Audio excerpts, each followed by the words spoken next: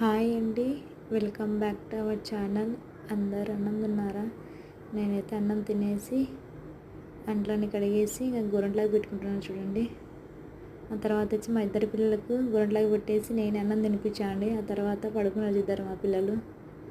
వాళ్ళని పడుకోబెట్టేసి ఇంకా నా పని మొత్తం కంప్లీట్ చేసుకొని గోరంట్లాగా పెట్టుకుంటానండి. చూడండి గోరంట్లాగా ఎలా పెట్టుకున్నాను, బాగా పెట్టుకున్నానా? అలా పెట్టుకున్నదండి. మేము డోల్స్ పెట్టుకున్నాం, డోర్ లాగా పెట్టుకున్నానని అంటూ ఉంటామండి. మేమైతే మా సైడ్ అలానే అంటారు. మీ సైడ్ అలానే అంటారా?